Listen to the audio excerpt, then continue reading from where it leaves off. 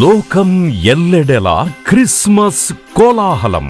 ప్రపంచం నలుమూలలా క్రీస్తు జనన పండుగ వేడుకల పరిమళం. ఇలాంటి వాతావరణంలో సైతం సువార్త ప్రకటించాలనే అభిమతం యేసు అనుచరుల బృందం సొంతం.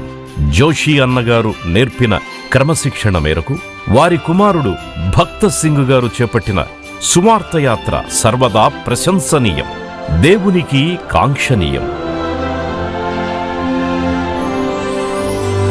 క్రిస్మస్ వేడుకలను మాత్రమే జరిగించుకోవడం కాదు, క్రీస్తు సర్వలోక రక్షకుడు అని, ఆయనే పాప విమోచకుడని, ఆయన ద్వారానే మనకు రక్షణ భాగ్యం లభిస్తుందని, ఆయనను నమ్ముకుంటే నిత్యజీవ ప్రాప్తి సాధ్యమని, ప్రపంచం సాంకేతికంగా నాగరికత పరంగా ఎంత అభివృద్ధి చెందినను యేసుక్రీస్తును గూర్చిన సత్యము ఇప్పటికీ తెలియని వారికి తెలియచెప్పాలి అనే సువార్త సంకల్పం బహు గొప్పది.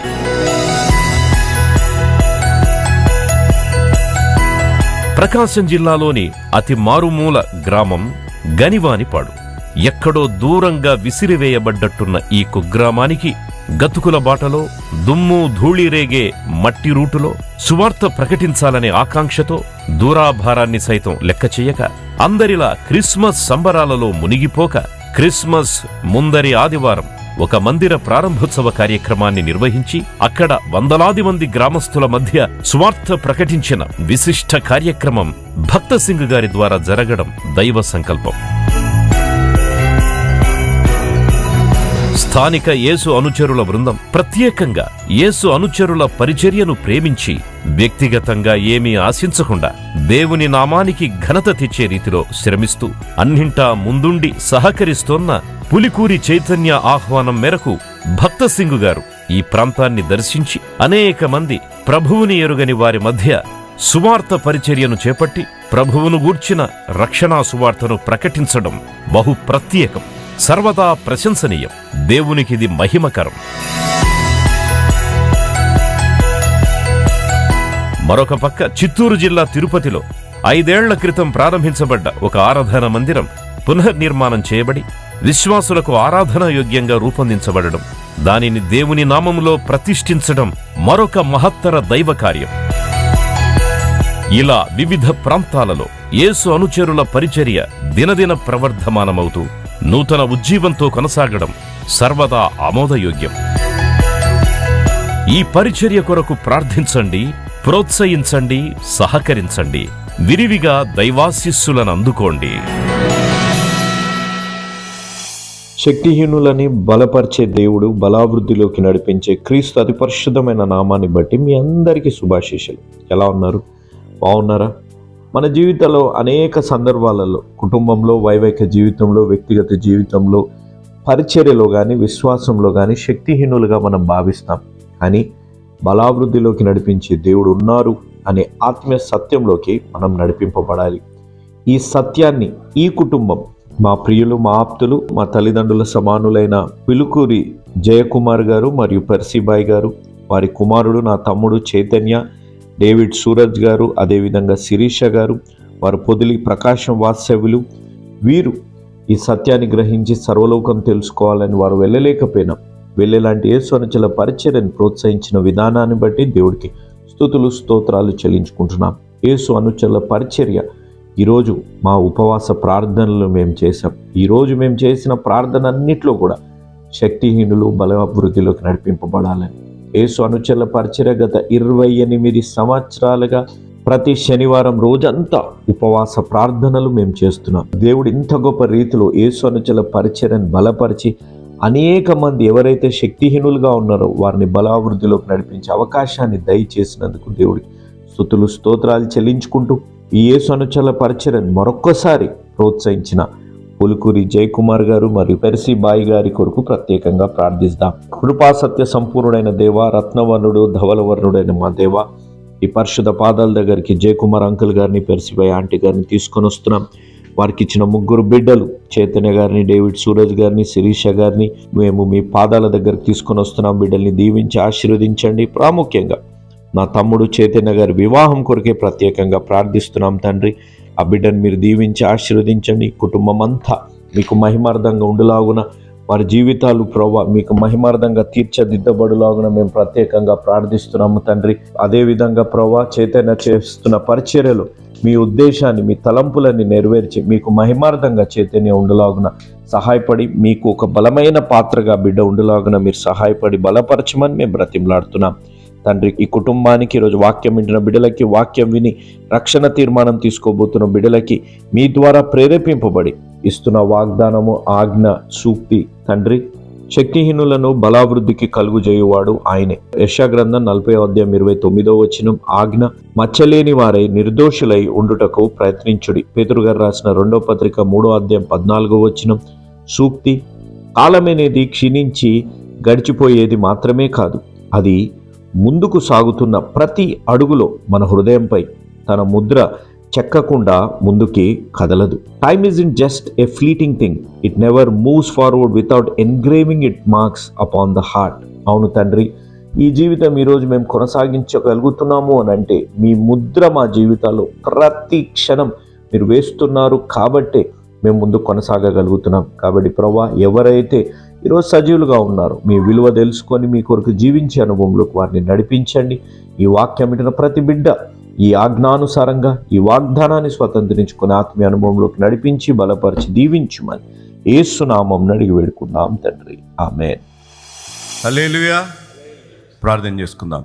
కృపా సత్య సంపూర్ణుడైన దేవా, జీవం కలిగిన మా దేవా, మీ పరిశుద్ధ పాదాల దగ్గరకు వచ్చి ప్రార్థించే అవకాశాన్ని మరొకసారి మా జీవితాల్లో దయచేసినందుకు ఎంతో వందనాలు, కృతజ్ఞతలు చెల్లించుకుంటున్నాం. చీకట్లోంచి వెలుగులోకి నడిపించే గొప్ప దేవుడివి తండ్రి. సరైన మార్గంలో నడిపించి, జీవ మార్గంలో నడిపించి, సత్యాన్ని మాకు నేర్పించే గొప్ప దేవుడివి తండ్రి. మీ పరిశుద్ధ పాదాల దగ్గరికి ఎన్ని మార్లు వచ్చినా తక్కువనే తండ్రి. మరొకసారి ప్రభువా, వాక్యాన్ని బోధించే అవకాశాన్ని నాకు దయచేసినందుకు మీకు స్తుతులు, స్తోత్రాలు నేను చెల్లించుకుంటున్నాను. ఈ వాక్యము తండ్రి నేను కాదు యెహోవా, మీరు మాట్లాడమని నేను వేడుకుంటున్నాను. కేవలం నేను ఒక పాత్రగా ఉండి మీరు మహిమ పొందుకునే విధంగా ప్రభువా, ఈ లైవ్లో కానీ ఈ సంఘంలో ఉన్న బిడ్డలు ప్రభువా ఆధ్యాత్మికంగా బలపడి వారి జీవితాలని ప్రభువా సరిచేసుకొని మీకు మహిమార్థంగా జీవించే అనుభవంలోకి నడిపించమని మేము బ్రతిమలాడుతున్నాం. మాకు ఇచ్చిన అద్భుతమైన సమయాన్ని బట్టి మీ చేతులకు అప్పచెప్తూ ఏ ఒక్క వ్యర్థమైన మాట నేను మాట్లాడకుండా ప్రతి మాట మీకు మహిమార్థంగా ఉండేలాగున సహాయపడమని యేసు నామమున అడిగి వేడుకుంటున్నాము తండ్రి, ఆమేన్. దేవుని నామానికి మహిమ కలుగునుగాక. దేవాతి దేవుడు మరొకసారి ఈ అద్భుతమైన సంఘంలో వాక్యాన్ని చెప్పే అవకాశాన్ని దేవుడు నాకు దయచేసినందుకు దేవుడికి ఎంతో వందనాలు నేను చెల్లించుకుంటున్నాను. అదేవిధంగా మా తండ్రి గారు, మరొకసారి ఈ సమయంలో ఈ సందర్భంలో మా తండ్రి గారిని నేను జ్ఞాపకం చేసుకుంటున్నాను, జోషి అన్నగారిని.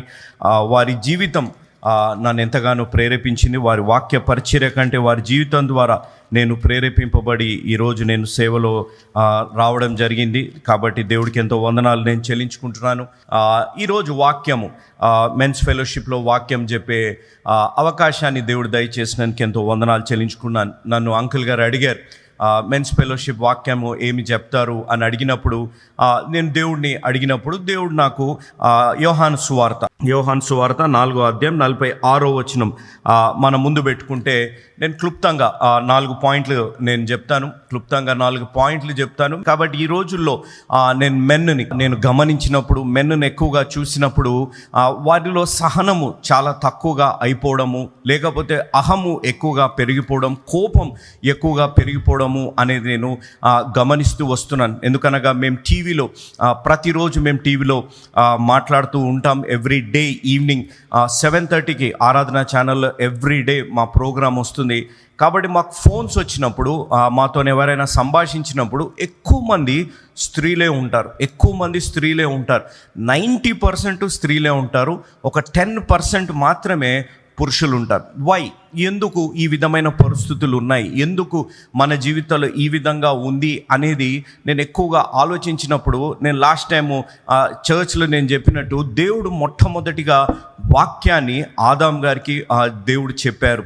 God spoke to Adam initially, and mostly the first thing what God did was he spoke to Adam, the head of the house. కింద ఆదాం గారికి దేవుడు అన్ని ఇన్స్ట్రక్షన్స్ ఇచ్చినట్టు దేవుడు ఎక్కువగా సహవాసం ఆదాం గారు, దాని తర్వాత ఆదాం గారి ద్వారా అవ్వకి వారితోని సహవాసం కలిగి ఉండడము అనేది మనం గమనిస్తూ వచ్చాం. కాబట్టి ఈరోజు నేను వాక్యం ఎంచుకున్నది యోహాను సువార్త 4:46 వచనంలో మీ ముందు పెట్టుకుంటే నేను 4 విషయాలు దీంట్లో చెప్తాను. ఈ 4 విషయంలో ఇది the second miracle of Jesus అనేది మనం గ్రహించాలి. బైబిల్లో ఒక క్రానలాజికల్ ఆర్డర్లో మనం గమనిస్తే యేసు ప్రభువారు మొట్టమొదటిగా చేసిన ఒక అద్భుతము ఏంటిది అంటే కానా వివాహంలో గమనిస్తాం. రెండో అద్భుతం ఏంటిదనగా the royal official, the government official కొన్ని ట్రాన్స్లేషన్లో, లేకపోతే కొన్ని నోబుల్ మ్యాన్ సన్ అనేవి కొన్ని ట్రాన్స్లేషన్లో ఉంటాయి. కాబట్టి ఈ రెండో అద్భుతంలో ఉన్న ప్రాముఖ్యత ఏంటిది అనేది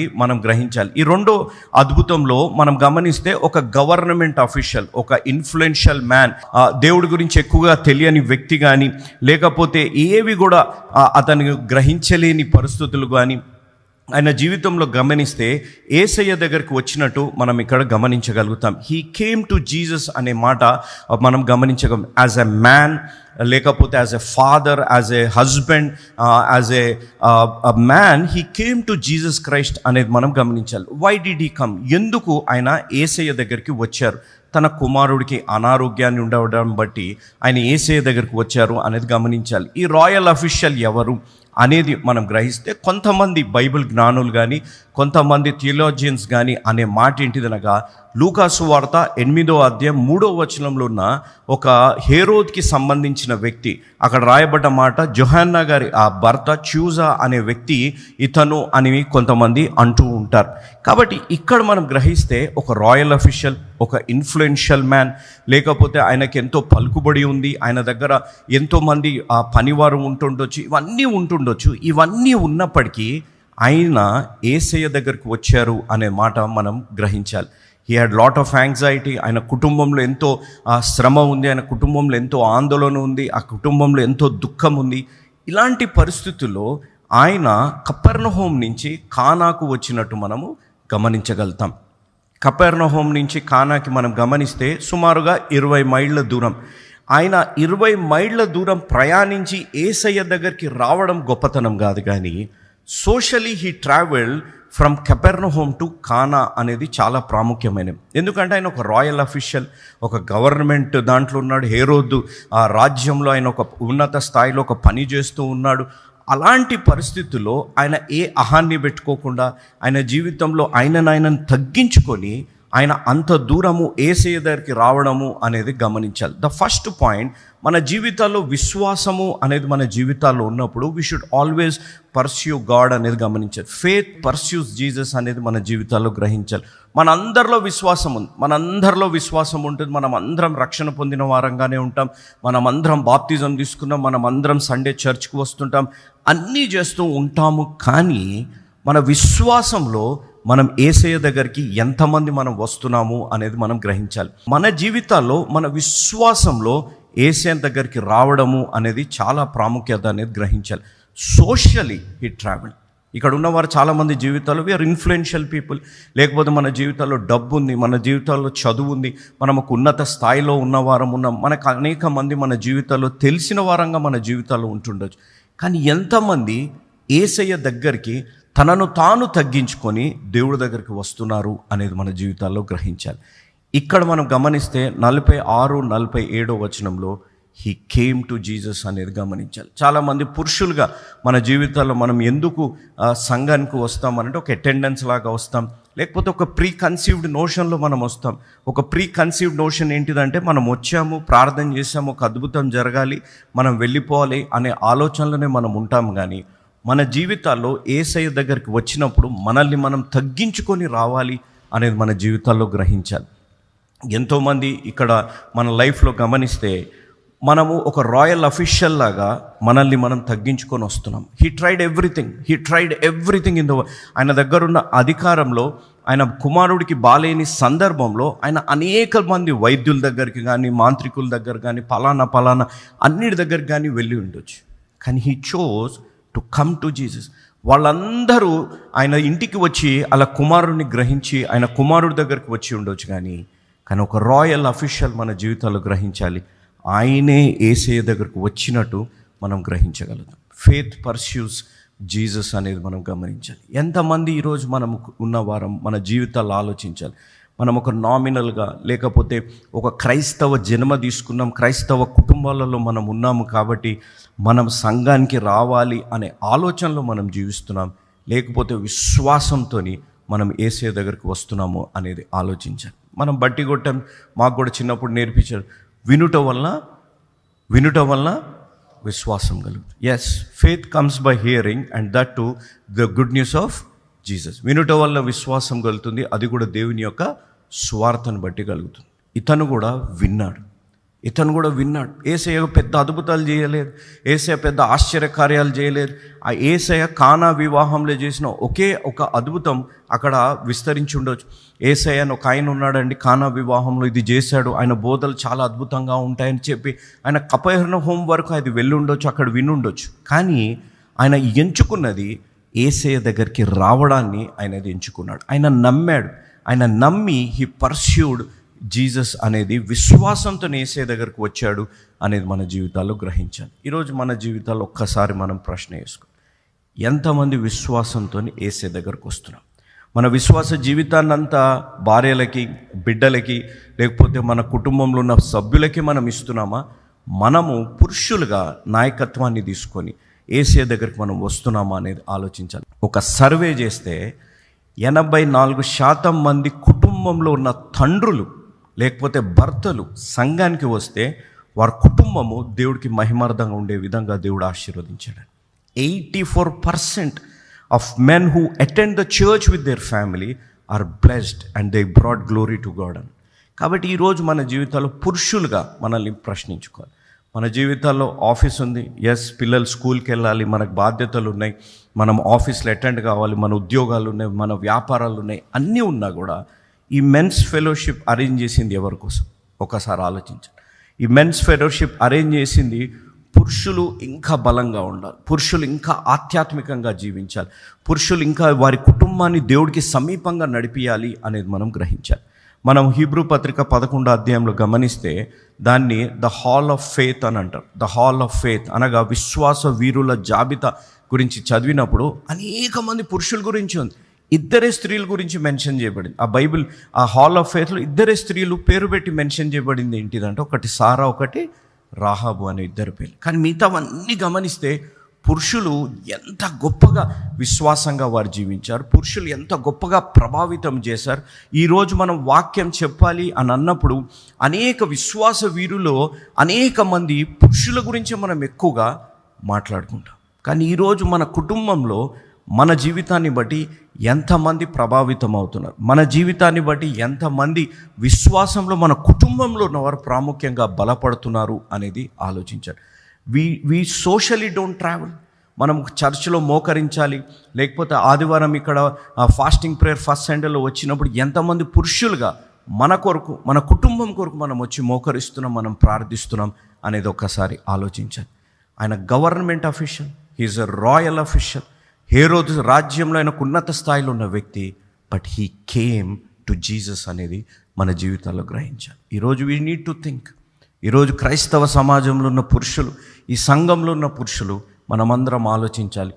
ఎంతమంది సోషల్లీ వీఆర్ ట్రావెలింగ్, ఎంతమంది మన జీవితాల్లో ఏ స్థాయిలో ఉన్నా దేవుడి దగ్గర మనం తగ్గించుకోవాలి, ఏ పలుకుబడి ఉన్నా దేవుడి దగ్గర మనం తగ్గించుకోవాలి, దేవుడి యందు విశ్వాసంతో మనం జీవించాలి, దేవుడి నామానికి మహిమ తెచ్చే విధంగా మనం జీవించాలి.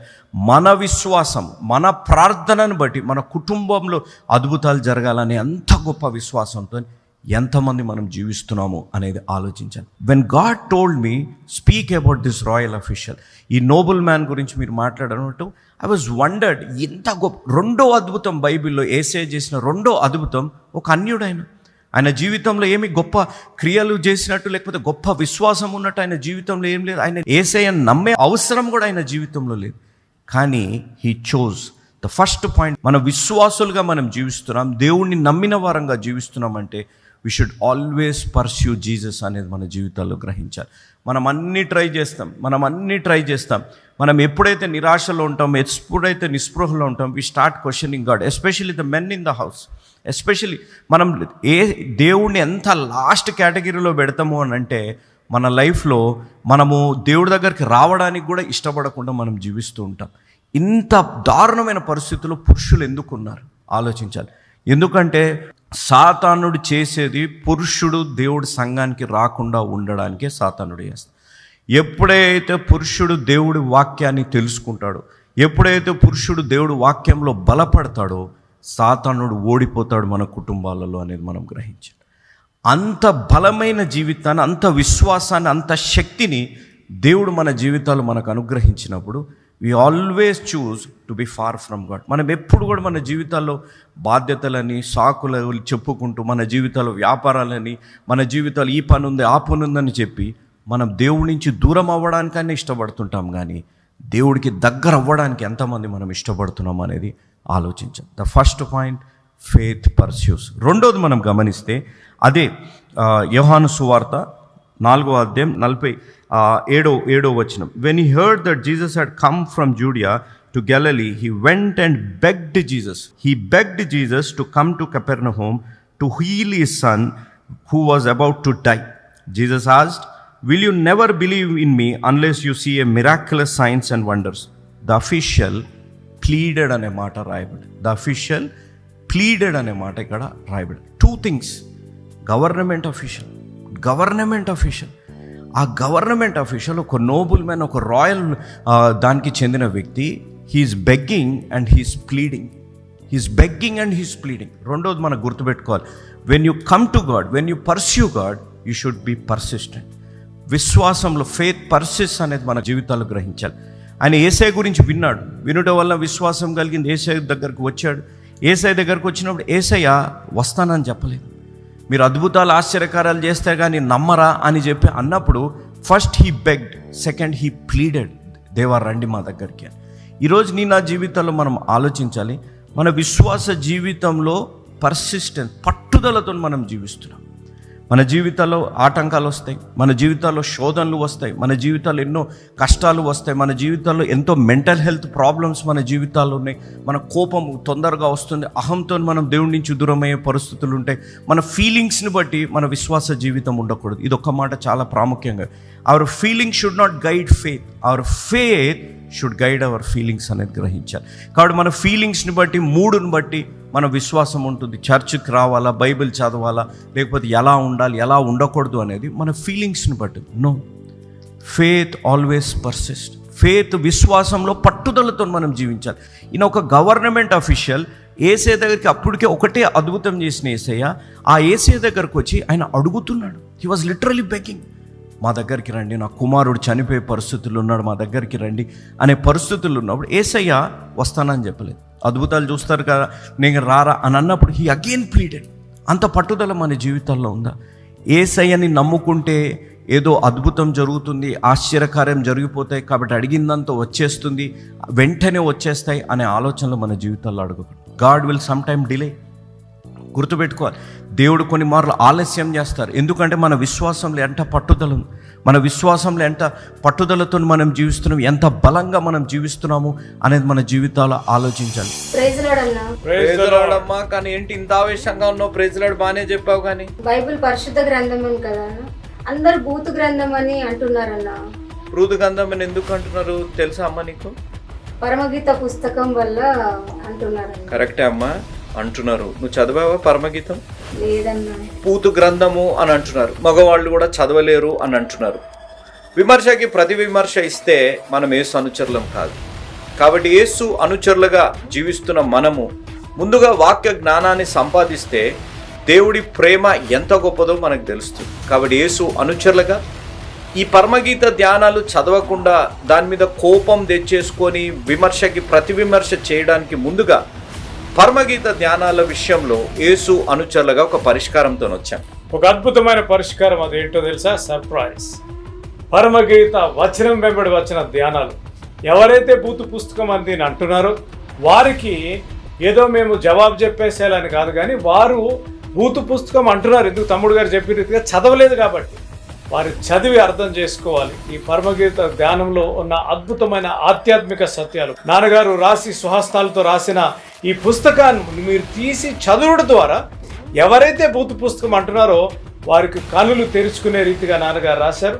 కాబట్టి చదవకుండా మనం కామెంట్ చేస్తానికి బదులుగా మరి పరమగీత అనే బుక్ మీరు తీసుకొని క్రైస్తవులు, క్రైస్తవేతరులు ఈ బుక్ ఆర్డర్ చేసి చదివిన తర్వాత దీంట్లో ఉన్న ప్రేమ, అనురాగము, ప్రత్యేకంగా యవనస్తులకు, వివాహమైన వారికి ఈ బుక్ ఎంతగానో దీవెనకరంగా ఉంటుందని మరి యేసు అనుచరులుగా ఈ బుక్ని మీకు అందిస్తున్నాం.